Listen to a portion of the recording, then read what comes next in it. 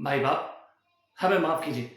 हमारे झगड़े से कोई लेना देना नहीं है माई बाप, कोई लेना देना नहीं है। हम तो सिर्फ अपने बीवी बच्चों का पेट पालते हैं, रिक्शा चलाकर अपनी रोजी रोटी चलाते हैं। हम भला किसी से लड़ाई झगड़े में क्या मतलब रखेंगे माई बाप? बेमतलब फंसाया जा रहा है हमें। उस दिन माई बाप हम एक सवारी को लेकर वहां छोड़ने गए थे।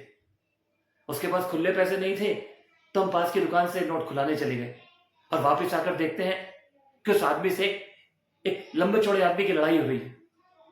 दोनों में तू मैं हो रही है। हमने उन्हें छुटाने की भी कोशिश की माई बाप, पूछा भी कि भाई क्यों लड़ रहे हो, लेकिन वो दोनों आपस में तू मैं कर रहे थे और लड़ाई इतनी बढ़ चुकी थी कि किसी का ध्यान किसी और तरफ था ही नहीं। उनकी लड़ाई को देखकर वहां भीड़ इकट्ठी हो गई और ना जाने कब उन लोगों की लड़ाई इतनी बढ़ गई कि इस दूसरे आदमी ने अपनी बैग से पिस्तौल निकालकर उस पर गोली चला दी। गोली चलाते ही सब लोग वहां से भाग खड़े थे और हम भी आनंद फानंद में वहां से निकल गए साहब। पर उसके बाद क्या हुआ हमें कुछ पता नहीं। ना तो हम उस बंदूक वाले आदमी को जानते हैं और ना ही उस रिक्शा वाले को। हम तो सिर्फ रिक्शा चलाते हैं। दिन भर में कितनी सवारियां हमारी रिक्शा में आकर बैठती हैं, हम किसके बारे में क्या जाने माई बाप। इसलिए आपसे हाथ जोड़कर विनती है प्रभु कि हमें इस मामले में ना उलझाइए।